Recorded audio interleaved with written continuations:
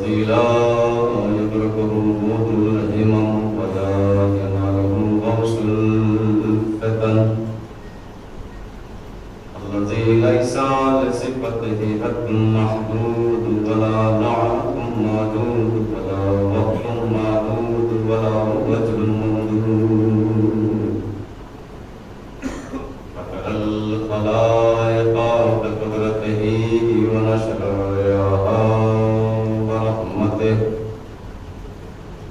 والصلاة والسلام على أشرف الأنبياء والمرسلين وخاتم النبيين سيدنا ونبينا وشفيع ذنوبنا وطبيب نفوسنا وحبيب قلوبنا مولانا الثقلين جد الحسن والحسين أبي القاسم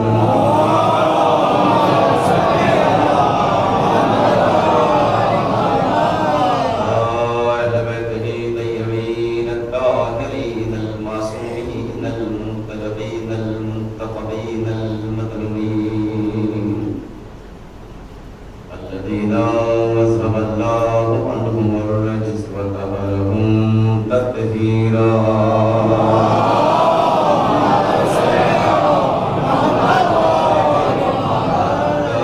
دائمة على آثارهم ومنكر فضائلهم ومصائبهم أجمعين من الأزل إلى قيام يوم الدين أما بعد فقد قال الله تعالى في القرآن الكريم بسم الله الرحمن الرحيم والعصر إن الإنسان لفي خسر إلا الذين آمنوا وعملوا الصالحات وتواصوا بالحق وتواصوا بالصبر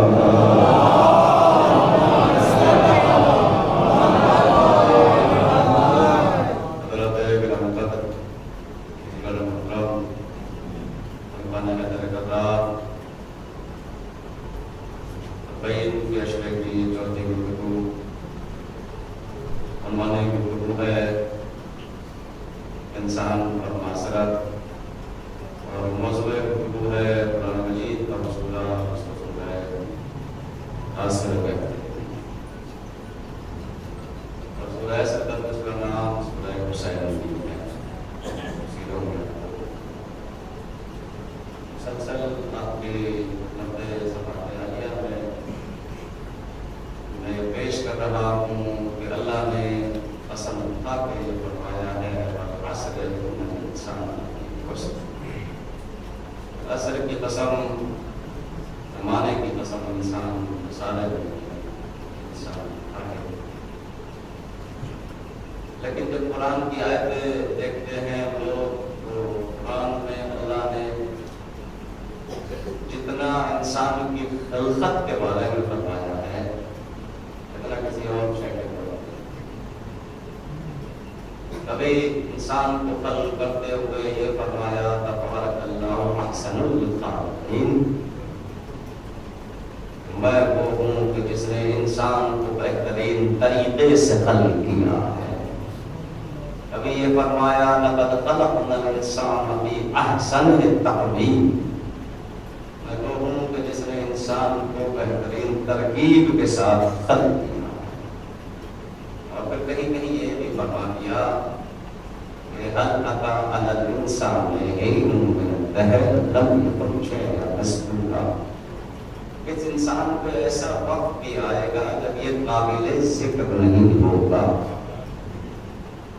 انسان پر ایسا وقت بھی آئے گا جب اچھا جہاں اللہ نے انسان کی تعریف کی ہے وہاں مذمت کیوں کی جو تعریف کر رہا ہے کہ انسان ملک سے بھی افضل انسان کو بنا فرشتے سے بھی افضل انسان کو بنا قرآن کہہ رہا ہے صحابہ پڑھے محمد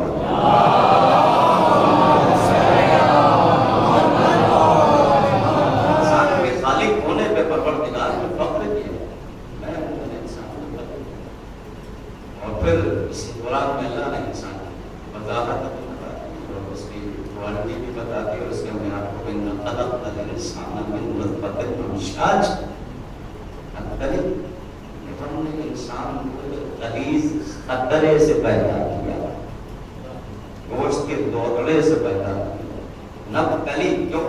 ایک مقصد کے تحت کی۔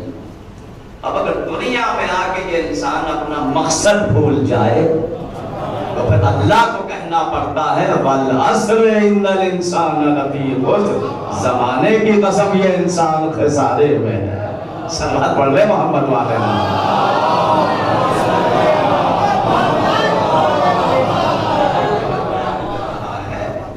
کچھ نہ کچھ تو فالٹ رہا ہوگا نا۔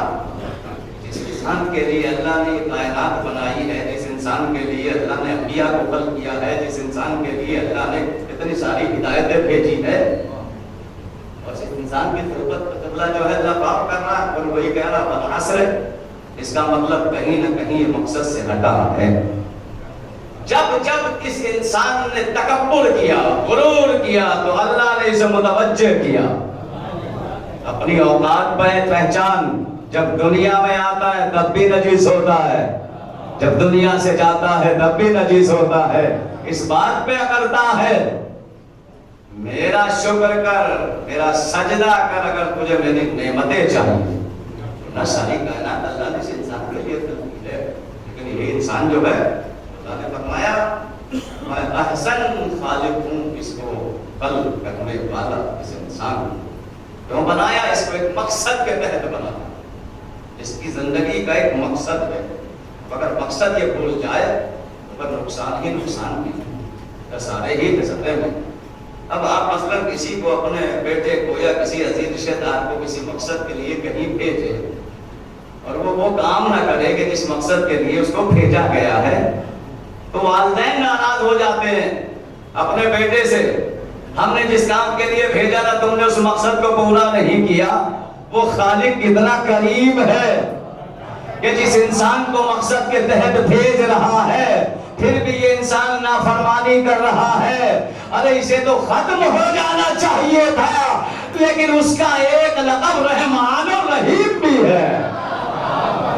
صلوات علیہ محمد والے محمد۔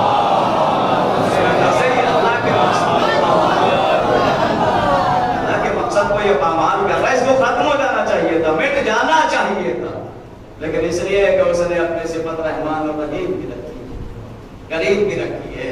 اس صفت کے ذریعے انسان زندہ رہ جاتا ہے۔ والعصر ان الانسان لفی خسر، انسان خسارے میں ہے، گھاٹے میں۔ یہ کون سا زمانہ ہے؟ یہ جو عصر ہے، عصر کے معنی عام طور سے زمانے کے ہی ہیں، کون سا زمانہ ہے جو اللہ عصر کی قسم تھا؟ تلاش کرو یہ کون سا زمانہ ہے۔ یہ وہ زمانہ نہیں ہے جس میں کافر مشرک رہتے ہیں، کوئی زمانے کا مالک ہے، کائنات میں ایک ہی زمانے کا مالک ہے جس کے اوپر پورے زمانے کی نظریں ٹکی ہوئی ہے۔ جب تک وہ رہے گا دنیا قائم ہے، جب اس کا وجود ختم ہو جائے گا، مطلب وہ زمانے کا مالک اتنا پیارا ہے اللہ کو کہ اس نے قرآن میں اسی کے نام سے قسم کھا دی۔ بھئی ایک ہی کا تو لقب ہے صاحب عصر والزمان، یا کسی اور کا لقب ہے؟ صلوات بھیجے محمد والے محمد پر۔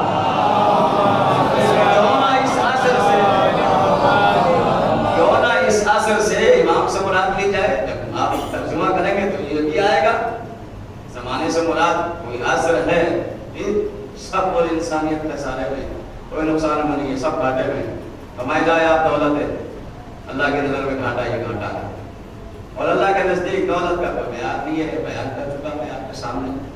ساری انسانیت خسارے میں ہے، الا الذین آمنوا وعملوا الصالحات، بس وہ بچے ہوئے ہیں کہ جو مومن ہیں، جو ایمان لائے ہیں۔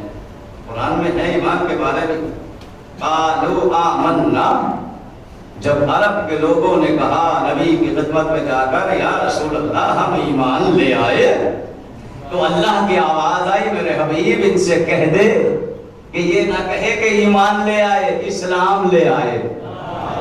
ایمان تو ابھی ان کے دلوں میں داخل بھی نہیں ہوا ہے۔ آیت قرآن نے بتایا ایمان اور ہے، اسلام اور ہے۔ ایمان اور ہے، ایمان اور ہے۔ ایک اسلام لانے والا یہ نہ کہے کہ میں مومن ہوں، نہیں، مومن کی کوالٹی اور ہے جی، اور مسلم کی کوالٹی اور ہے۔ یہاں تفسیر ابو حمزہ سمالی میں یہ لکھا ہے آمنو سے مراد کون ہے؟ پوچھا نبی سے، یا نبی یہاں آمنو سے کیا مراد ہے؟ کہ جو آمنو خزانے سے بچا رہا ہے اور آمنو سے پہلے نقصان ہی نقصان ہے، تو نبی نے فرمایا یہاں آمنو سے مراد ذات علی امیر المومنین علیہ السلام ہے۔ صلوات بھیجے محمد والے محمد۔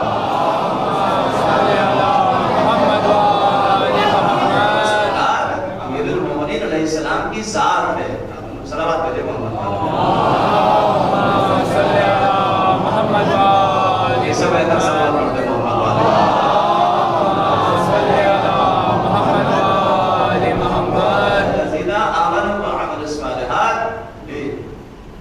بچے ہوئے ہیں، ایمان پر ہے، ایمان لانا ایمان پر ہے، جو عمل صالح کرتے ہیں، عمل صالح کرتے ہیں، صالح واحد ہے اور صالحین جمع ہے۔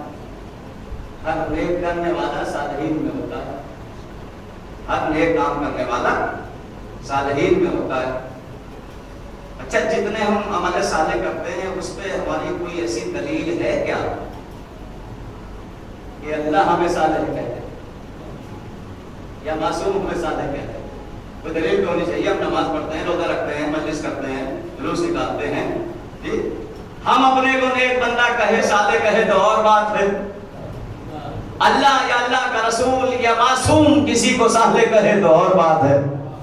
اور یہ کیا آپ نے عمل صالحات، یعنی عمل صالح کرنے والے، ذرا تلاش کرو معصوم کی زبان سے کس کے لیے صالحین نکل جائے جی۔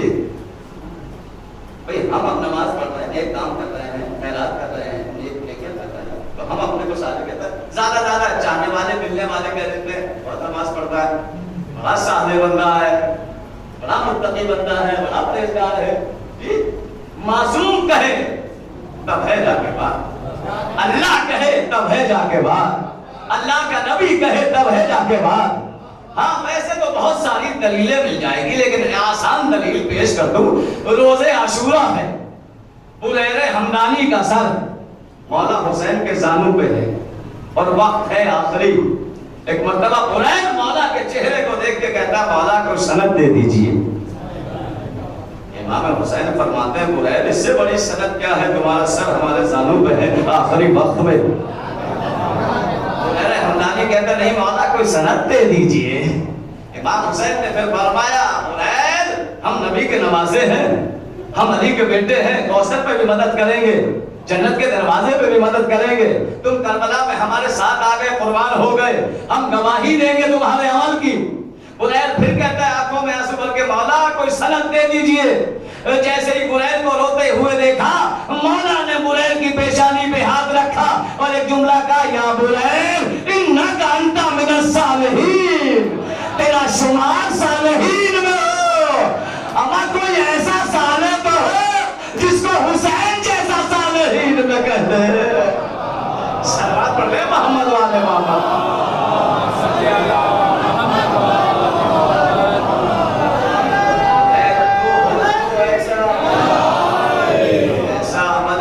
کرنے والا کوئی ہو تو جس کی زبان معصوم کی زبان سے یا بریر انک انت من الصالحین، تیرا شمار صالحین میں۔ یہ کون ہے بریر؟ بریر ہمدانی، سنا ہے نا، حسین کے لشکر کا سپاہی۔ بریر ہمدانی حسین کے لشکر کا سپاہی، سپاہی ہے بریر۔ حسین کے لشکر کا علمدار کون ہے؟ ہم جب سپاہی صالحین میں ہے تو علمدار کتنا بڑا صالح ہوگا۔ ساری زیارتیں پڑھے لیکن غازی عباس کی زیارت میں سلام ملے گا، السلام علیکہ ایھا العبد الصالح۔ ارے جس کو معصوم زیارت میں صالح کہتے اسے عباس کہتے ہیں۔ ارے محمد والے محمد۔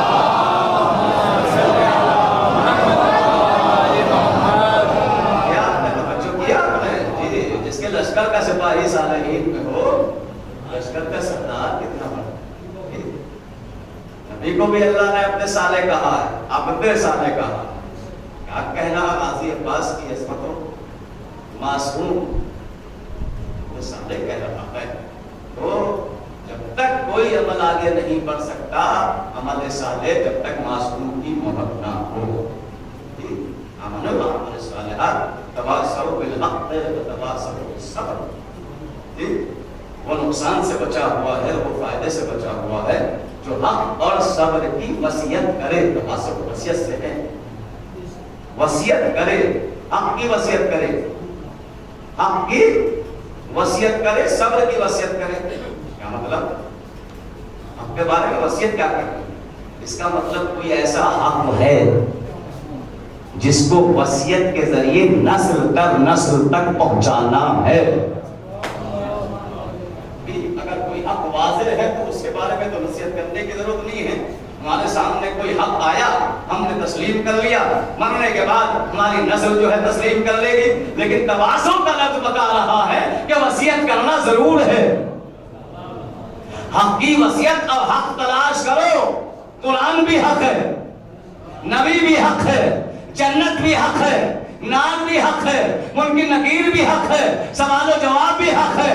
ایسا کون سا حق ہے اس کے بارے میں قرآن اور اللہ کہہ رہا ہے کہ مومن وہی ہے، خسارے سے وہی بچا ہے جو حق کی وصیت کر رہا ہے. ہاں یہ ساری چیزیں حق ہے، لیکن سب سے بڑا ہے علی کا حق. اس لیے کہ نبی نے فرمایا ہے حق علی کے ساتھ ہے، علی حق کے ساتھ ہے. صلوات پڑھے محمد والے محمد، صلوات پڑھے محمد والے محمد.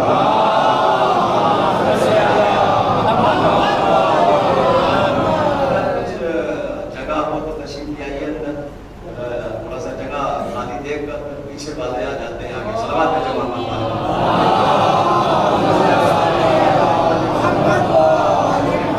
صلوات پڑھے محمد والے.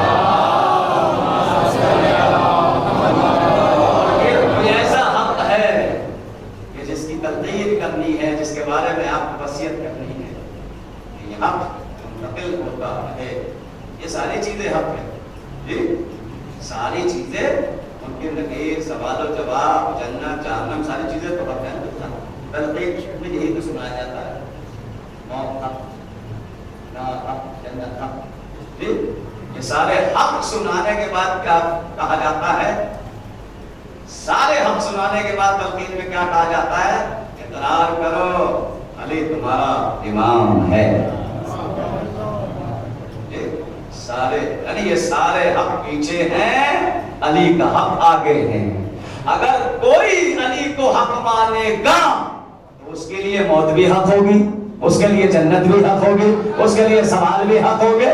اور اگر کوئی علی کو چھوڑ دے گا تو یہ سارے حق بدل جائیں گے. صلوات میرے محمد والے محمد والے.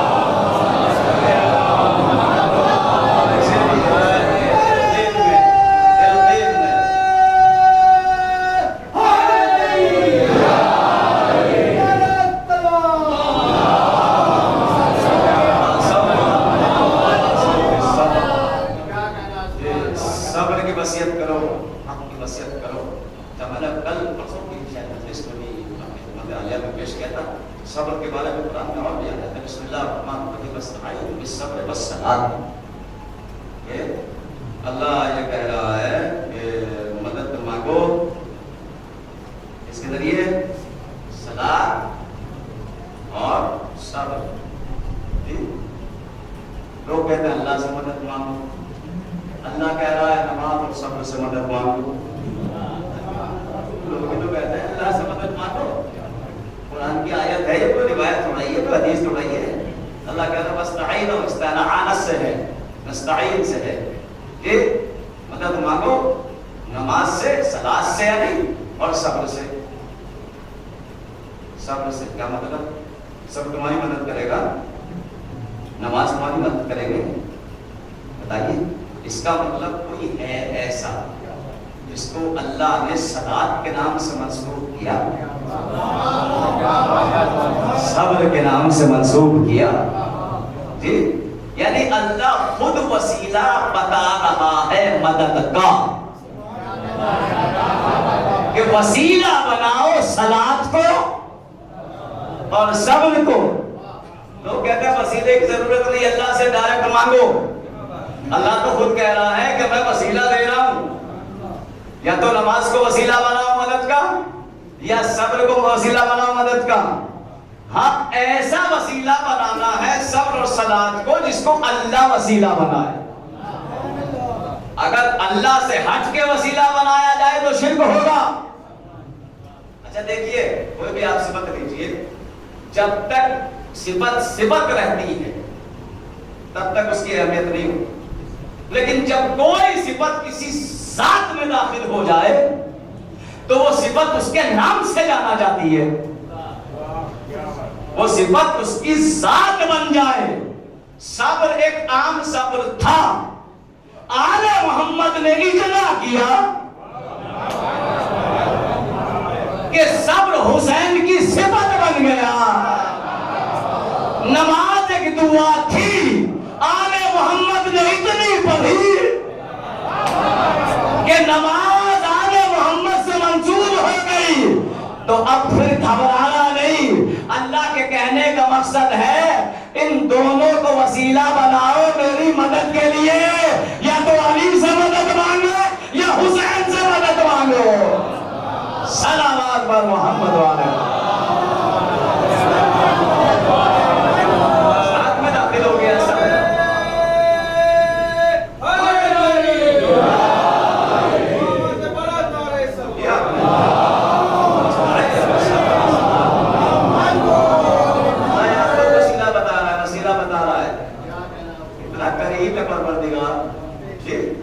اس لیے اس کو رب کہتے ہیں، رب مربی کرنے والا.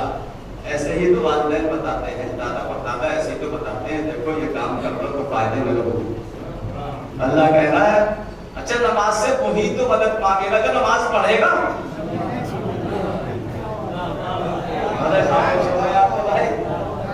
جو نماز کے قریب بھی نہ جاتا ہو. شاید یہ راز ہے، اللہ بتا رہا ہے نماز پڑھا کرو تاکہ نماز کے ذریعے تمہاری مدد کر سکوں. نہ تو کہتے تھا کسی اور سے مدد مانگو، لیکن اللہ نے کہا بس صبر و صلاۃ، اللہ کی مدد چاہیے نماز کے ذریعے. اس کا مطلب نماز وسیلہ ہے اللہ کی مدد دینے کا، صبر وسیلہ ہے. تو اللہ نے انسان کو گفتگو کی ہے، انسان کو بڑا پیار کیا. انسان کے بارے میں فرماتے ہیں بشر کو دین، ہم جو ہے وہ مٹی سے بشر بنایا. جب مٹی سے بشر بنایا تو اللہ نے سوچا مٹی سے بنا ہوا بشر کسی لائق نہیں ہوگا، لیکن مٹی سے بنانے کے بعد اس میں روح پھونکنے کے بعد اس کو لائق سجدہ بنا دیا. مٹی کے پتلے کا کیا ہوگا بھائی، چہرہ میں مٹی کے پتلے کا کچھ بھی نہیں ہے. اسی لیے اللہ نے روح پھونک کے سجدہ کرایا تاکہ یہ مٹی ذہنوں میں نہ رہے، پتلے ذہنوں میں نہ رہے، بت ذہنوں میں نہ رہے. روح ڈال کے سجدہ کرایا، روح ڈال کے سجدہ کرایا. کیا کہا اللہ نے، خلقنا الانسان من نطفۃ امشاج، ہم نے اس کو ایک قطرے سے پیدا کیا تبھی ایک مقصد کے تحت بھیجا. اس کا مقصد کیا ہے؟ مقصد تو آپ کو پتہ ہی ہوگا. مقصد تو قرآن بتایا گیا، مقصد بھی اہل بیت بتائے گا. مقصد تو ہے نا انسان کی زندگی کا بہترین مقصد یہ ہوتا ہے کہ وہ پیدا ہو، دنیا میں آئے، شادی کرے اور نسل کو بڑھائے اور پیسہ کمائے حلال طریقے سے، اور اس کے بعد جو اس کی زندگی گزارنے کا مقصد ہے پھر اس کے بچے آتے ہیں ان کو پڑھاتا لکھاتا ہے سب کچھ. اللہ نے پورا قرآن میں ایک نظام بنایا ہے. نظام کیا یہی مقصد ہے اس کا؟ اس انسان کا دنیا میں آئے. آپ مثلا کسی سوال کریے انسان کہاں سے آیا تو انگریز اور سائنس نے تو کہہ دیا یہ تو جناب آدم کی اولاد ہے، جناب آدم کی اولاد ہے یہ انسان. پھر ایک سوال اور ہو گیا آدم کہاں سے آئے؟ آدم کہاں سے؟ آپ کہیں گے مٹی سے، تو مٹی کہاں سے آئی؟ مٹی کہاں سے آئی؟ مٹی بھی تو کہیں سے آئی ہوگی نہیں. مٹی کے بارے میں کہ مٹی سورج کی کچھ پگھل کے قطرے گرے، جمنے کے بعد زمین بن گئی، اس کی مٹی بن گئی۔ سورج کہاں سے آیا؟ اگر سورج سے زمین بنی ہے تو ایک تو سوال آئے گا کہ سورج آیا کہاں سے؟ تو آیا کہ سورج ایک مادے سے بنا، تو مادہ کہاں سے آیا؟ مدرک ہے اللہ۔ کہیں بھی جاؤ گے ہر شے کا مدرک ہوگا خدا کی ذات۔ تو پہچان لو ساری چیزیں بننے والی خدا کی ذات سے بن ہوئی ہے۔ صلوات پڑھے محمد والے محمد۔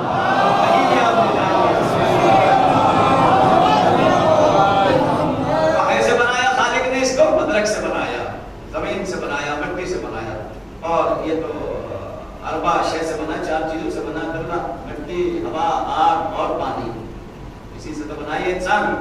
جی آگ اور پانی میں دشمنی، اگر کہیں آگ لگتی ہو پانی ڈال دے بجھ جاتی ہے نا، لیکن اگر بہت زیادہ آگ ہے تو کم پانی ڈالنے سے بھڑکتی ہے۔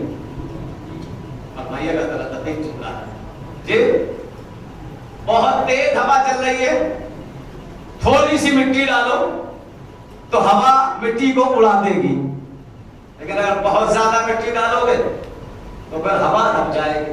یعنی چاروں چیزوں میں تضاد ہے، نہ آگ پانی کو دیکھ سکتی، نہ ہوا مٹی کو دیکھ سکتی۔ کمال ہے خالق کا، جہاں چاروں چیزوں میں تضاد تھا وہی اللہ نے چاروں کو ملا کے ایک انسان بنا دیا۔ ارے سلام میرے محمد والے محمد۔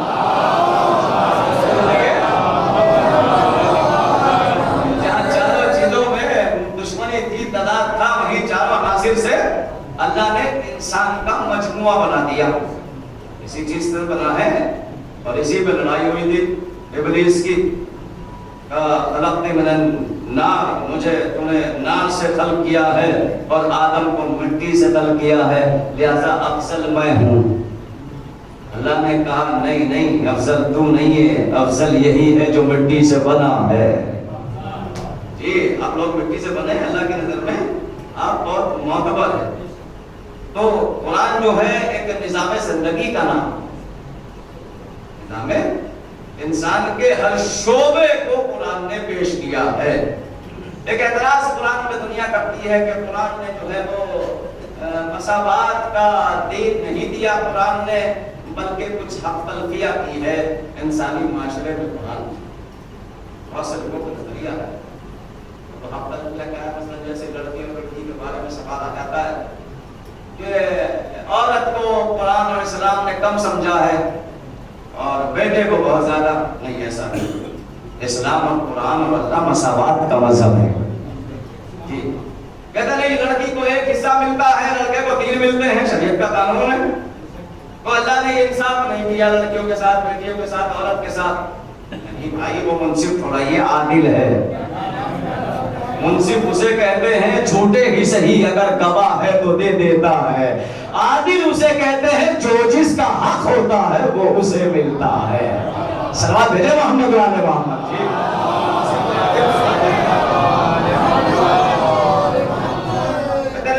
عورت کے ساتھ تو انصافی ہے، بیٹی کو 1 ہے اور لڑکے کو 3 ہے۔ نہیں، اسلام نے بیلنس کیا جناب، بیلنس۔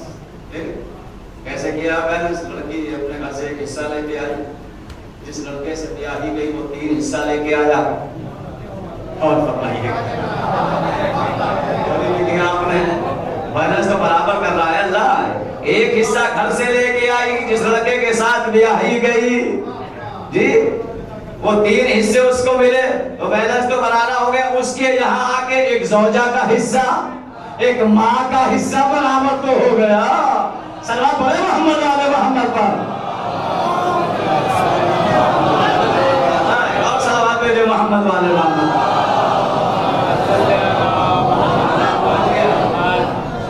مل گیا، کر دیا بیلنس۔ پروردگار بیلنس چاہتا ہے، بیلنس ایسا نہیں، اس انسان سے بڑی محبت کرتا ہے۔ عصر ان الانسان، معصوم سے پوچھا تھا بنا یہ عصر کیا ہے؟ معصوم کے نام پہ صلوات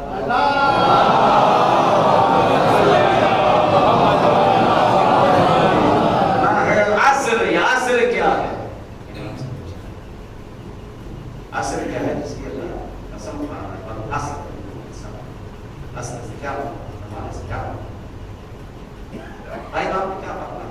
नहनु अस्रुल्लाह, हम वो है जो असर है, हम वो है कि हमें अल्लाह ने असर कहा है।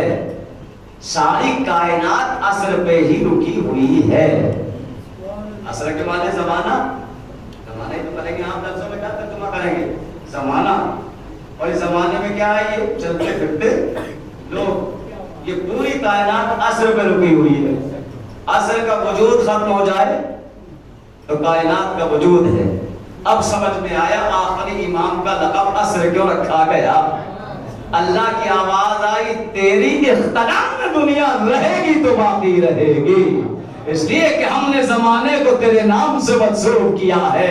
और होता यही है, हुआ यही है कि जो दुनिया के जमानों में बह गए उनका नामो निशान खत्म हो गया। जो साहिब नस्र के जमानों में आ गए आज तक बचे हुए हैं। सलमान बोले मोहम्मद वाले मोहम्मद।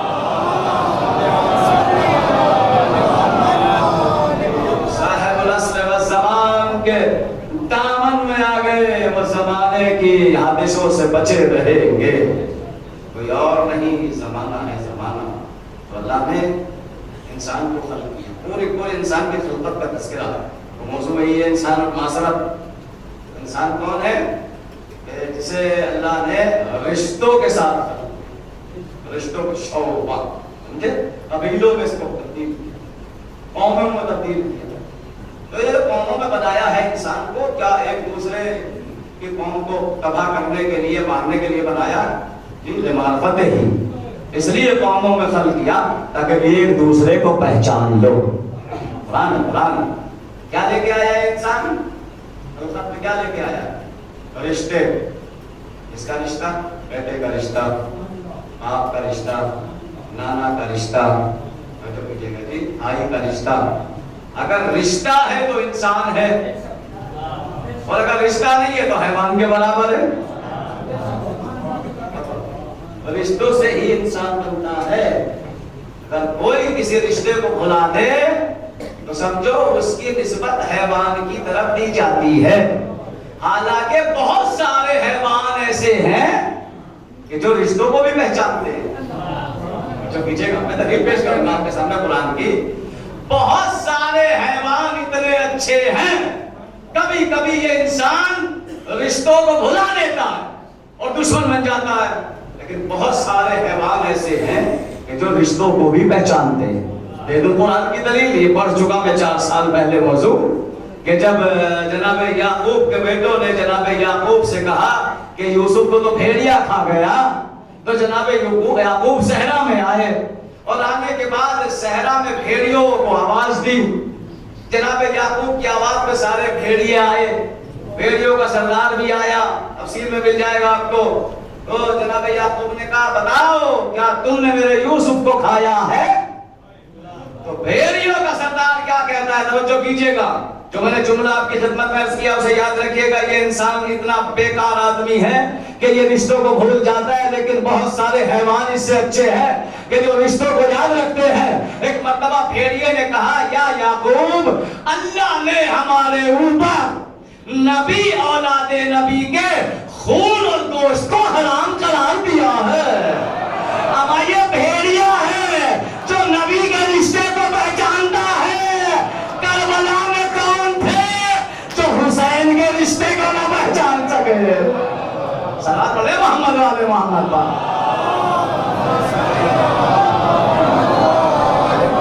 बेहतर सलात है जो मोहम्मद वाले मोहम्मद।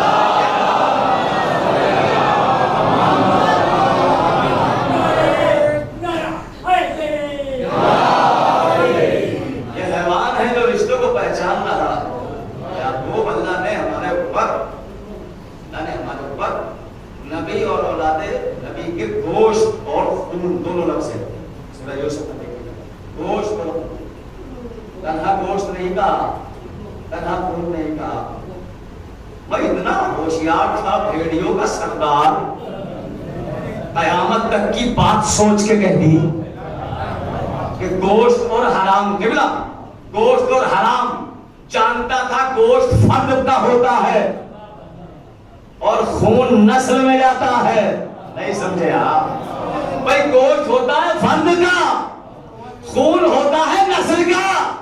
بھیڑیا بتا رہا ہے جہاں جہاں نبی اور اولاد نبی کی نسل ہوگی اور یہ خون منتقل ہو جائے گا، جانوروں پر وہ خون حرام ہوگا. صلوات پڑھے محمد والے محمد پر.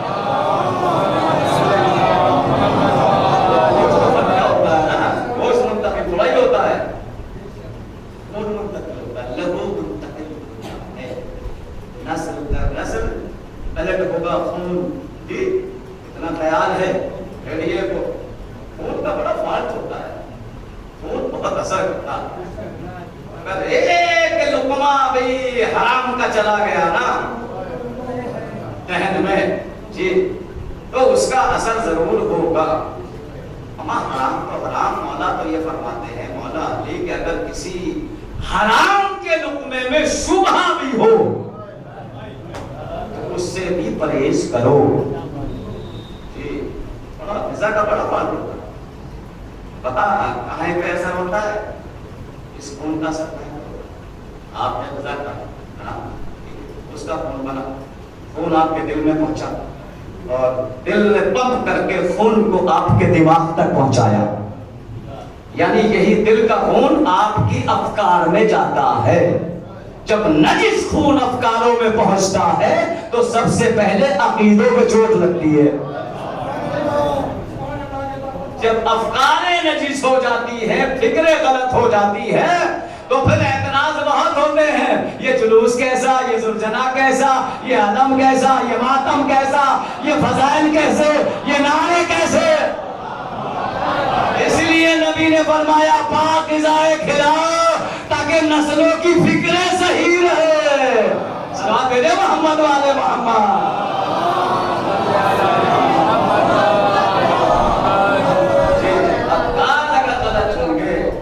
افکار اگر خراب ہوں گے تو پر کچھ نہ کچھ زبان سے نکل سکتا ہے. تو ان کا بڑا اثر ہوتا ہے جناب. وہ بات ہے کبھی آپ کی کمائی ہوئی حلال کی کمائی بھی حرام ہو جاتی ہے اور انسان کو پتہ نہیں لگتا. سوچا ہے کبھی آپ نے؟ کیسے ہم نے تو محنت سے کمائی، ہم نے تو حلال طریقے سے کمائی. ہاں کمائی آپ نے حلال طریقے سے، لیکن آپ کی کمائی ہوئی حلال. اسے بار بار کہتا ہوں ہر جگہ پڑھتا ہوں آپ کی کمائی ہوئی حلال کی کمائی کبھی کبھی حرام ہو جاتی ہے جس کو انسان جان بھی نہیں پاتا. آپ کہیں گے کیا روزے مسائل جس نے حلال کی کمائی میں خمس نہیں نکالا. حلال کی کمائی ہی میں تو خمس ہے، حرام کی کمائی میں تھوڑا ہی ہے. صلوات پڑھے محمد والے محمد. صلوات بھیجے محمد والے محمد پر.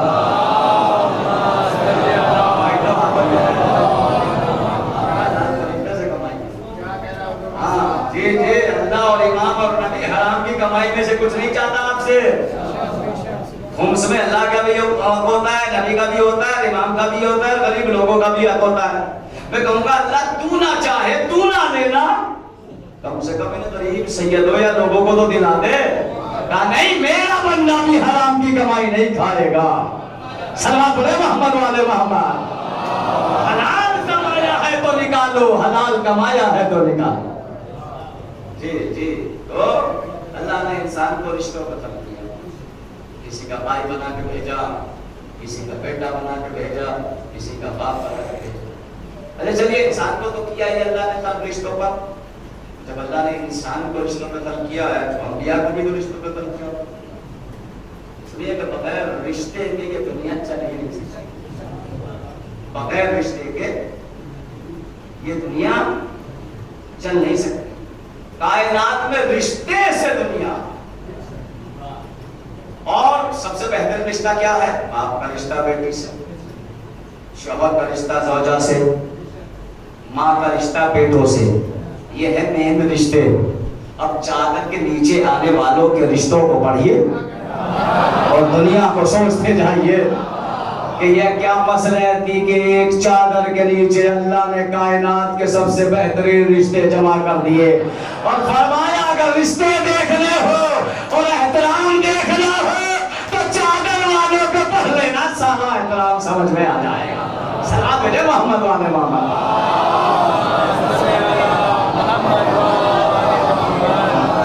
کائنات کے بہترین رشتے چادر کے نیچے تھے. اس چادر کے نیچے تھے جس چادر پہ آیت لطیف نازل ہو گئی. تو بغیر رشتوں کے تو مر جائے گا یہ انسان. رشتہ نہیں ہوگا. انبیاء کو رشتوں کو بنا کر دے گا. بیٹے کا باپ سے رشتہ, باپ کا بیٹے سے رشتہ, نانا کا نواسوں سے رشتہ, ماں کا بیٹوں سے رشتہ. انبیاء کو بھی بھیجا. چلیے سارے انبیاء کی کہاں پہ رشتوں کی باتیں کریں تو کہیں کہیں رشتے میں گڑبڑ بھی آئی, کہیں کہیں رشتوں میں نقص لگا. آدم کا اتنا بہترین رشتہ اور شجرا بنا کے بھیجا اللہ نے, وہیں پہ پہلا تضاد آ گیا, قابیل جیسا نکل آیا. پھر نوح کو اتنا بہترین رشتہ ادا کیا, زوجہ کا اور بیٹے کا بھی دونوں ہی خراب ہو گئے. اللہ کے نبی کی لٹیا ہی ڈوب گئی. صحابہ بھیجے محمد والے محمد کا. خراب ہو گئے, دونوں کا ہی ڈوب گیا. کہیں کہیں رشتے گڑبڑائے. اللہ جو اہل بیت کا رشتہ بنایا ذرا سا بال کہیں نہیں آیا. وہ بہو سیم ٹو سیم جیسا پہلے کو خلق کیا ایسا ہی دوسرے کو خلق کیا. اس کی بھی میرے پاس دلیل ہے کہ جیسا پہلا ہے ویسا ہی دوسرا ہے, اور جیسا دوسرا ہے ویسے ہی آخری ہے. اس لیے کہ نبی نے فرمایا انا و علی ان من نور واحد, میں اور علی ایک ہی نور کے دو حصے ہیں. تو جیسا آخری نبی ہوگا ویسا ہی آخر میں آنے والا اس کا بیٹا ہوگا. اور جب علامتیں دیکھی آخری زمانے کی, جب امام آئیں گے آخری, تو جن لوگوں نے رسول کو دیکھا تھا وہ تو جا چکے ہوں گے, ان کی نسلیں ہوگی. آخری کو دیکھ کے یہی کہیں گے ھذا رسول اللہ, ھذا رسول اللہ, ھذا رسول اللہ. یہ تو ایسا ہی لگتا ہے جیسے رسول تھا. صلوات پڑھے محمد والے محمد کا.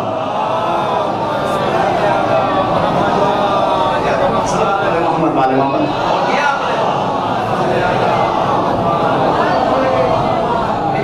رشتوں پہ خلق کیا, اہل بیت کے شجرے کو ایسا بنایا کہ کہیں بال نہیں آیا. ہمارا رشتہ تو رشتہ ان رشتوں سے جو متصل ہو گیا, جو ان رشتوں سے متصل ہو گیا. جی رشتہ کہیں اور کا تھا, تربیت علی نے کی. نہیں پہنچے آپ کے ذہن بھائی. ہمارا شجرا رشتہ کسی اور کا تھا, تربیت علی نے کی. تربیت کر کے ایسا بنا دیا کہ خود علی نے کہہ دیا محمد ابن ابی بکر میرا بیٹا ہے. صلوات پڑھ لے محمد والے محمد پر. صلوات بھیجے محمد والے محمد پر.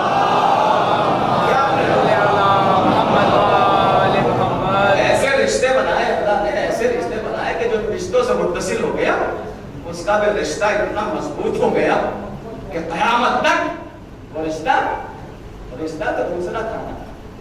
شجرا بھی دوسرا تھا, خون بھی دوسرا تھا, گوشت بھی دوسرا تھا. لیکن سلمان جو آیا تو نبی نے کہہ دیا سلمان منا اہل البیت. حبس سے آئی ہوئی کنیز رشتہ کہیں اور تھا, شجرا کہیں اور تھا, لیکن فاطمہ کی خدمت کر کے ایسی بن گئی کہ 24 سال قرآن سے گفتگو کرتی رہی. صلوات پڑھ لے محمد والے محمد.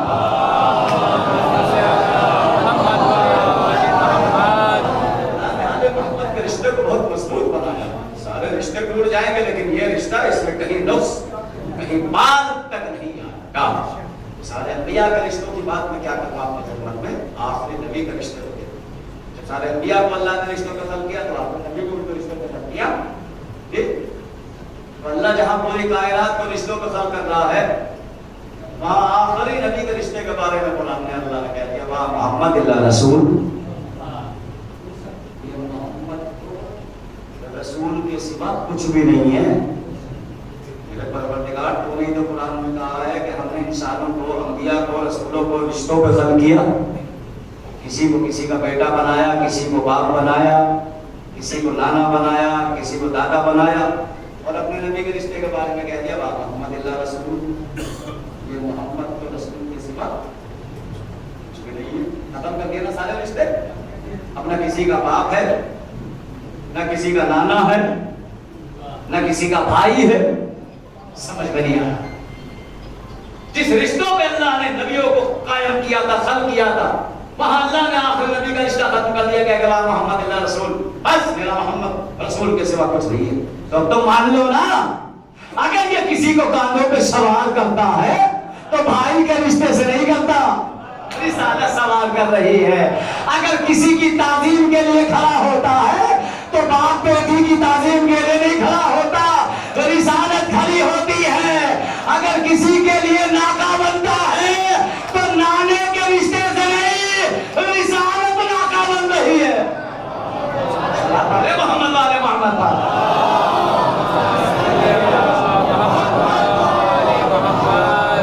دلیل تو آپ کے سامنے پیش کرتے ہیں. قرآن کی آیت ہے، روایت نہیں ہے، حدیث نہیں ہے. اللہ کہہ رہا ہے محمد اللہ رسول، یہ محمد رسول کے سوا کچھ نہیں ہے. تو اس کا مطلب مان لو، مان لو یہ رسول عمل انجام دے رہے ہیں، یہ ذات محمد سے نہیں ہو رہا ہے، رسالت انجام دے رہے ہیں. کسی کو شانوں پہ اگر بلند کر رہی ہے تو بھائی کے رشتہ نہیں ہے، یہاں پہ رسالت سوال کر رہی ہے. کسی کی تعظیم کے لیے کھڑا ہو رہا ہے. جی یہی تو وجہ تھی. اگر بھائی کا رشتہ ہوتا، بھائی کا رشتہ ہوتا، جب معراج پہ گئے تھے نبی تو جہاں جبریل رکے تھے سب رک جاتے، لیکن پردے کے پیچھے سے آواز آئی اور جب پوچھا گیا یہ آواز کس لہجے میں تھے تو آواز یہی آئی کلمتی میں لہجے علی بن ابی طالب. علی کے لہجے میں پردے کے پیچھے اللہ گفتگو کر رہا تھا. صلوات پڑھے محمد والے محمد. نبوت کے یہاں کسی کا رشتہ نہیں چلے گا، نبوت کے یہاں کسی کا رشتہ نہیں چلے گا. اب کہاں ہے وہ رشتہ داری رکھنے والے؟ نبی ہمارا، نبی ہم جیسا، نبی ہم جیسے کہاں ہے وہ؟ اس قرآن کی آیت کا کیا کرو گے؟ کہاں لے جاؤ گے اسے اٹھا کے محمد اللہ رسول؟ یہ محمد تو رسول کے سوا ذات محمد میں بتاؤں. اب آپ کا ہو جاؤ محمد ہم جیسا، محمد ہم جیسا. اللہ نے تو کہہ دیا محمد نہیں میرا رسول ہے. اور کسی کی مجال ہو تو کہہ کے دکھائے کہ رسول ہم جیسا. تمہاری کیا مجال؟ کوئی نبی بھی نہیں کہہ سکتا کہ محمد یا رسول ہم جیسا ہے، اس لیے کہ اس آخری نبی کے صدقے میں تو نبوتیں بنی ہیں. ارے کیا مجال ہے کہ تم یہ کہہ دو کہ یہ رسول ہم جیسا ہے. ہاں لفظ محمد تو کہہ سکتے ہو، اور لفظ محمد کے رشتے کو ختم کر دیا اللہ نے. محمد اللہ رسول، اللہ نے رشتوں کو ختم کیا، رشتوں کو انسان. اب اس کو رشتوں کا خیال رکھنا، اگر یہ رشتوں کا خیال نہیں نہ کبھی اس کو مقصد کے تحت پیدا کیا، مقصد کے تحت پیدا کیا ہے. اور اس کا مقصد یہ ہے کہ رشتوں کا کہ یہ باپ کا احترام کرے، یہ ماں کا احترام کرے، یہ بھائی کا احترام کرے، یہ قبیلے والوں کا احترام کرے، یہ قوم والوں کا احترام کرے. تب تو یہ رشتہ قائم رہے گا. اور ادھر رشتہ ختم ہوا، ادھر حیوان بن گیا. صلوات دیجئے محمد والے.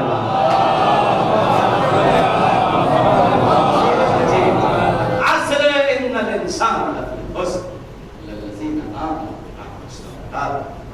دنیا سارے نقصان میں سوائے ان لوگوں کے آمنوں علی کی ذات گرامی آمنوں سے مراد تو منصور میں بھی ہے تفسیر اللہ اور تفسیر قرآن میں بھی آپ کو روایت مل جائے گی کہ آمنوں سے علی کی ذات مقصد سے ان لوگوں کے دامن سے متمسک ہو جائے جن کو پورے ایمان کا درجہ مل جائے، تب تو تمہارے ہمارے صالح کو قبول کیا جائے گا. ورنہ تمہاری پڑھی ہوئی نماز کی قیمت ہو رہی ہے، ہمارے رکھے ہوئے روزے کی کوئی اوقات ہو رہی ہے. پوری دنیا روزے نہ رکھے تو اللہ کی ذات میں کوئی فرق تھوڑی پڑتا ہے. پوری دنیا سجدہ نہ کرے، اللہ نے اپنے سجدے کے لیے ملائکہ کو خلق کیا ہے. کیا کہنا، کیا کہنا. اللہ نے جو صفت اپنے لیے رکھی وہی حسین کے لیے رکھی. ایک جملہ کہہ کے مسائل کی طرف پڑھوں گا. اللہ نے جو اپنی صفت اپنے لیے رکھی وہی مولا حسین کے لیے رکھی. اللہ یہ کہتا ہے اے انسانوں تو مجھے سجدہ نہ کرو, میری ذات پہ کوئی فرق نہیں پڑے گا. میں نے اپنے سجدے کے لیے کروڑوں ملائکہ کو خلق کیا ہے جو مستقل ہر وقت مجھے سجدہ کرتے رہتے ہیں, قیام میں رہتے ہیں, رکوع میں کہتے ہیں. ایسے ہی اللہ کی آواز حسین کے لیے آئی ہے, حسین تو نے میرے گھر کو بچایا ہے. اگر زمانہ ایسا ہو جائے, ظالم ہو جائے, حالات خراب ہو جائے اور کوئی زیارت حسین کے لیے جا نہ سکے تو 70,000 ملائکہ جنت کو چھوڑ کر قبر حسین کی زیارت کا طواف کرتے رہیں گے. صلوات پڑھے محمد والے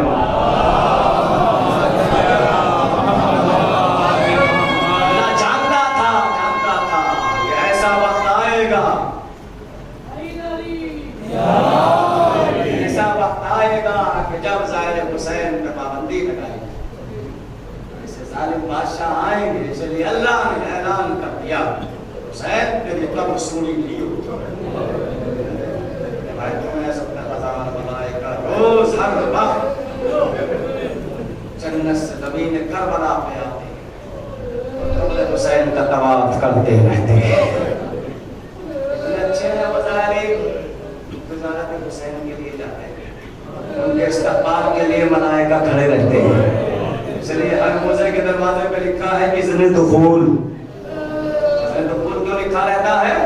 تاکہ جب داخل ہو پہلے اجازت دے لو. صاحب قبر سے, نبیوں سے, ملائکہ سے جب اجازت لے کے آپ داخل حرم ہوتے ہیں نا تو پھر آپ سب لوگ آپ کے استقبال میں آگے بڑھتے ہیں. جی ملائکہ اپنے پر بچھا دیتے ہیں ظاہر حسین کے قدموں کے نیچے. اتنا اہتمام کیا فاطمہ کے لال نے آپ کو بلانے کے لیے, کتنا اہتمام کیا کہ زمین کربلا کو خرید لی تاکہ کوئی میرا چاہنے والا اگر چاہے تو اپنے کو اجنبی محسوس مت کرے. اور یہ وصیت بھی کی تھی بنی اسد کے قافلے والوں کچھ اور کرنا یا نہ کرنا, جب میرا کوئی زائر میری قبر پہ آئے تو اس کو 3 دن مہمان رکھنا اور میری غربت کے بارے میں بتانا کہ میں وہ شہید ہوں جس کو پیاسا قتل کیا گیا. اللہ آپ کو کم نہ دے سوائے غم حسین علیہ السلام. بتا دارو ایک واقعہ نقل کرتا ہوں. ایران میں ایک مجلس ہو رہی تھی, 8 محرم کی مجلس تھی. راکر مجلس پڑھ رہا تھا منبر پہ. ایک صاحب اپنے مفلوج بیٹے کو پکڑ کر اٹھا کر مجلس میں لائے اور ذاکر کے سامنے کرسی پہ بٹھا دیا. چل نہیں پاتا تھا اس کا بیٹا. دیکھا شفا نیٹ پہ بیٹھ کے سن کے نہیں ملتی مجلس سے, شفا فرش عزا پہ آ کے ملتی ہے. شفا فرش عزا پہ آ کے ملتی ہے. بٹھا دیا مفلوج بیٹے کو لا کے, ہاتھ پیر نہیں کام کرتے تھے. ذاکر مسائب پڑھ رہا تھا. جیسے ہی ذاکر نے مولا پاس قاضی کے مسائب پڑھے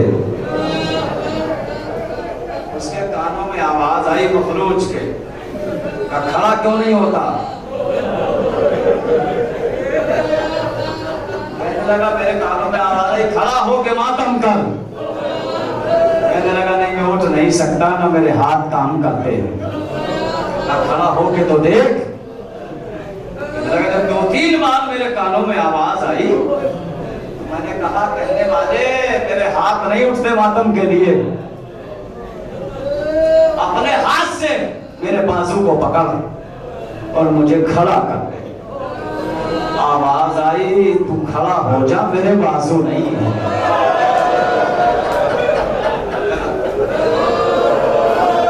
میں حکم دیتا ہوں تو کھڑا ہو جا لیکن میرے بازو نہیں ہے. واقعہ ملا کہ وہ جوان جو مفلوج تھا اپنے قدموں پہ کھڑا ہو کر دونوں ہاتھوں سے ماتم کرنے لگا.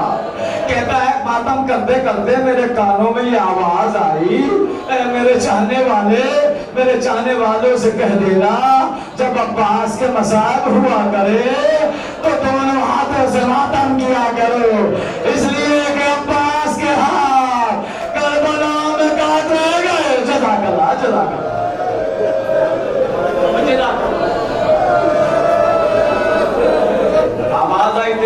سلامت ہو گئے، تیرے قدم سلامت ہو گئے. ضرور شفا ملتی ہے حسین کی مجلسوں میں، ضرور شفا ملتی ہے. زاداروں آگے تو دیکھیں کوئی، یہاں غریبوں کو شفا ملتی ہے. ہاں آج 15 کی شب لگ گئی، دھیرے دھیرے حسین غریب کا چہلم قریب آ رہا. یہ بتائیے، سوچ کے بتائیے مجھے، آپ کا دل کتنا تڑپ رہا ہے؟ آپ نے گزشتہ سال چہلم کے دن دل بھر کے ماتم نہیں کیا نا؟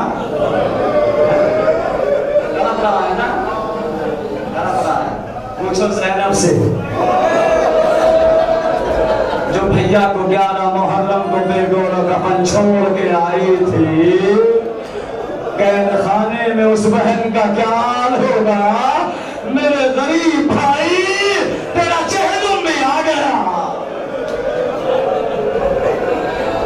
میرے غریب بھائی تیرا چہلم بھی آ گیا. میں نے آپ کی خدمت میں روایت کو پیش کیا تھا.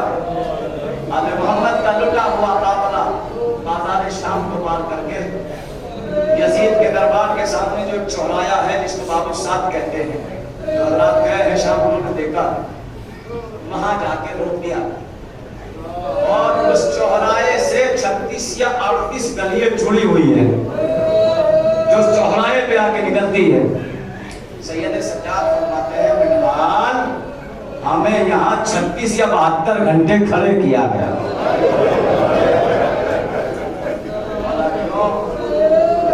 کبھی کوئی قافلہ آتا تھا، کبھی کوئی قافلہ آتا تھا، کوئی پتھر مارتا تھا، کوئی صدقے پھینکتا تھا. ہم چوراہے پہ راتوں کو بھی کھڑے رہتے تھے، دن میں بھی کھڑے رہتے تھے. جی جی سید سجاد فرماتے ہیں منہار اس چوراہے پہ کھڑا ہو کر میرے بچوں میری پھوپھیوں کا اتنا برا حال ہو گیا تھا کہ پھوپھیوں کے پیروں پہ برم آ گئی تھی. بچے غش کھا کے گر جاتے تھے. تھکے ہوئے مسافر، نہ کوئی پانی دینے والا، نہ کوئی کھانا دینے والا. اور جو تو کیجیے آپ تھکے ہوئے، آپ 10 فرسخ کا فاصلہ کریں، آپ سفر کریں، اپنے گھر جائیں گے، تھک جائیں گے، پانی پیئیں گے جاتے ہی 4 قدم چل کے تھک گئے. ارے کی بیٹی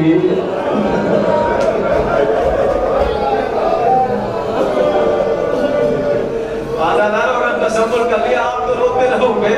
سید سجاد سے پوچھا منال میں مولا سنا ہے شام کا بازار کافی دیر میں پر کیا ہے آپ نے، اگر آپ جائیں گے تو شام کے بازار کو مشکل سے آپ 10 یا 15-20 منٹ میں پار کر دیں گے شروع سے لے کے آخر تک. لیکن سید سجاد فرماتے منہال کئی دن میں ہم سے شام کا بازار پار ہو سکا. منہال نے ہاتھوں کو جوڑا، میرے مولا ارے یہ منٹوں کی مسافت گھنٹوں میں کیوں طے ہوتی تھی؟ سید سجاد فرماتے ہیں منہال ہجوم اس قدر تھا ہمیں چلنے کی جگہ نہیں ملتے تھے. میری پھوپھیاں رکوع کے عالم میں چلی ہے، یہی وجہ ہے کہ شام کے بازار کو پار کرنے میں کئی گھنٹے لگ گئے. جلا کلا ہم آپ لوگ ہم نہ دے، کئی گھنٹے لگے. جی جی 7 اذانیں سنی سید سجاد نے باب السعد کے چوراہے پہ کھڑے ہو کر، اور جب جو سپاہی آتا تھا سید سجاد پوچھتے تھے بھائی ہمیں دربار میں داخل کیوں نہیں کیا جاتا؟ ہر سپاہی یہی مسکرا کے جواب دیتا تھا حسین کے بیٹے ابھی دربار سجا نہیں ہے، ابھی تماشائی نہیں آئے. علی کی بیٹیوں کو لاکھوں سلام. ہزاروں جب 3 دن کے بعد دربار سج گیا، تماشائی آ گئے. آل محمد کے قافلے کو دربار میں داخل کیا جا رہا ہے. سن پائیں گے جملہ قیامت کا ہے. ادھر زینب بیرنا چلی، ادھر حسین کا کٹا ہوا سر، استقبال میں یزیدی آگے آگے لے کے آئے. زینب کا کلیجہ پھٹ گیا. اے میرے بھیا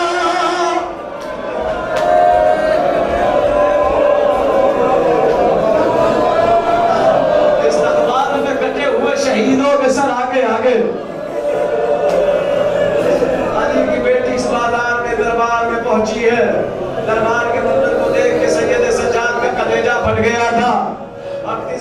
36 برس دربار کو روتے رہے.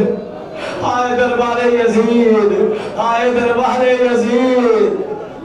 پہنچا ہے محمد کا قافلہ اس دربار میں, تماشائی بیٹھے ہوئے. یزید کرسی پہ بیٹھا ہوا تھا شراب کے نشے میں. حسین کا کٹا ہوا سر دشت میں رکھا ہوا تھا. ایک مرتبہ حضران کی چھڑی سے حسین کے دندان مبارک پہ چھڑی مار کے کہتا تھا, حسین مجھے بڑا ناز تھا نا اپنے بزرگوں پر.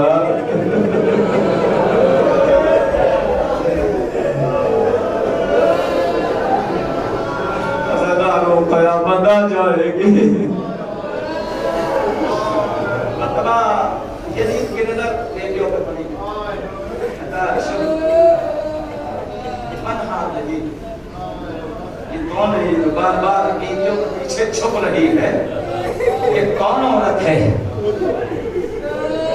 یزید کہتا سپنا تعارف کراؤں یا اس عورت کا؟ شمر کہتا ہے میں نہیں پتا کون کون ہے عورتوں کا تعارف کراؤں. کہتا ہے حاضر ام لیلا, حاضر ام رباب, حاضر ام فروا. یزید کہتا وہ بیوی کون ہے جو بیویوں کے جھرمٹ میں چھپ رہی ہے؟ یہ جملہ حسین کے بیٹے کو قبر تک کھا گیا. شمر ایک مرتبہ کہتا ہے حاضر زینب بنت علی, ارے یہ زینب علی کی بیٹے.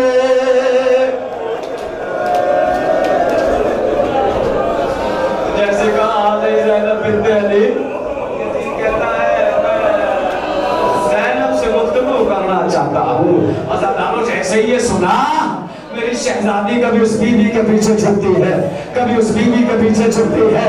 اماں فضا سے کہتے ہیں اماں فضا میں نے تو کبھی اپنے بابا سے بھی گفتگو نہیں کی ہے, آج شرابی سے علی کی بیٹی کیسے گفتگو کرے گی؟ اماں زینب کو موت آ جائے. اللہ بولے فضا سے برداشت نہ ہوا, کہا علی کی بیٹی آپ صبر کریں, آپ اطمینان رکھیں, میرے ہوتے ہوئے کسی کی مجال نہیں کہ کوئی نامحرم آپ سے گفتگو کر سکے. عزاداروں فضا کنیز دربار میں کھڑی ہو گئی اور حبشیوں کو للکار کے کہتی ہے تمہیں شرم نہیں آتی؟ میں تمہارے ملک کی ایک کنیز ہوں فضا, کوئی نامحرم مجھ سے گفتگو کرے یہ مجھے برداشت نہیں ہے. تاریخ میں جو لکھتا 400 تلواریں حبشیوں نے نکال لی. یزید غلام ہیں لیکن ایسا برداشت نہیں ہوگا کہ ہمارے کسی ملک کی عورت سے کوئی نامحرم گفتگو کرے. عزاداروں زینب کا کلیجہ پھٹ گیا, مدینے کا رخ کیا. نانا ارے کنیز کے اتنے ہمدرد آ گئے, تیری بیٹی کا کوئی وارث نہیں. جزاک اللہ جزاک اللہ. مولا آپ کو غم نہ دے, شہزادی سکینہ کی روایت پڑھنی ہے نا مجھے. اتنے ہمدرد آ گئے کنیز کے. اس کے بعد یزید کی نظر بچوں پہ پڑی, سارے بچوں سے نظریں ہٹ گئی. وہ بچی کون ہے جو اپنے ہاتھوں سے چہرے کو چھپا رہی ہے؟ سکینہ کی غیرت کو لاکھوں سلام. اگر بال چھوٹے تھے تو ہاتھوں سے چہرے کو چھپاتے تھے, جب گلا گھٹنے لگتا تھا تو ایک ہاتھ سے رسن کو پکڑ لیتے تھے, کبھی پنجوں پہ کھڑی ہو جاتے تھے. ایک کی نظر پڑی, یہ بچی کون ہے؟ یہ بچی حسین کی چاہتی بیٹی ہے سکینہ, یہ اپنے باپ کو بہت چاہتی تھی. اچھا بہت چاہتی تھی. مرتبہ سر حسین کی طرف اشارہ کیا, کہا سر حسین سے کپڑا ہٹایا جائے. سکینہ نے بہت دنوں کے بعد زمین پہ بابا کا سر دیکھا, اس لیے کہ حسین کا سر تو نوکے نیزہ پہ رہتا تھا نا. جب زیادہ یاد آتی تھی تو نوکے نیزہ کے قریب جا کے کہتی تھی بابا تیرے بغیر نیند نہیں آتی.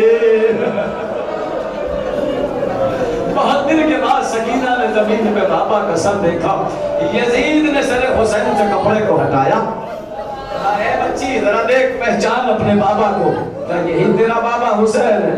سکینہ سکینہ نے جیسے بابا کے سر کو دیکھا دوڑ کے بابا کی طرف لپکی.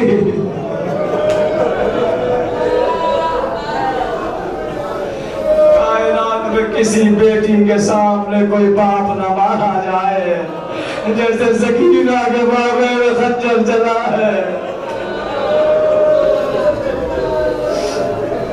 ہاتھ پکڑ لیا شیخ نے. جیسے کہتا نہیں ایسے نہیں. ہم نے سنا ہے تو بابا سے بہت چاہتی ہے. سنا حسین میں تجھ سے بہت محبت کیا کرتے ہیں. سکینہ رو کے کہتے ہاں میرا بڑا اچھا بابا تھا.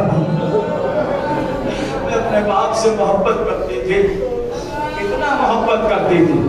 کتنی محبت کرتی تھی. میرے باپ کو میرے سوئے بغیر نیند نہیں آتی. بس اتارو دو جملے اور مجلس تمام.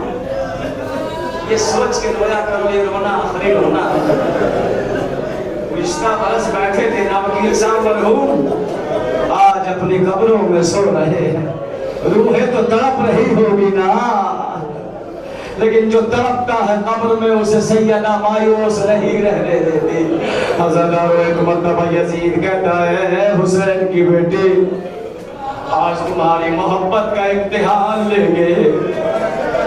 آج دیکھیں گے حسین کو تم سے کتنی محبت ہے. ارے اگر حسین کا سر خود اٹھ کر تیری گود میں آئے گا تو ہم سمجھیں گے تیرا باپ تجھے بہت چاہتا ہے. ایک مرتبہ سکینہ نے پھوپھی کی جانب دیکھا. پھوپھی اماں دعا کر دیجئے آج بیٹی کی محبت کا امتحان ہے. ارے چلا ہوا دامن پھیلایا اے میرے مظلوم بابا اے میرے غریب بابا آج بیٹی کی محبت کی لاج رکھ لینا. سکینہ کے جملے کائنات میں گونجے دشت سے حسین اٹھا سکینہ کی گود میں پہنچا. سکینہ نے منہ پہ منہ رکھ دیا میرے غریب بابا تیرے بعد تو ظلم ٹوٹ گیا. اے میرے بابا میرے زخمی کانوں کو دے میرے نقصان کو دے میرا دامن جل گیا. سکینہ بابا سے بیان کرتی رہے. شمر آگے بڑھا سر حسین جدا کر لیا گیا. زینب نے سینے سے لگایا اے میری سکینہ صبر کر لے تیرا بابا قیامت میں ملے گا.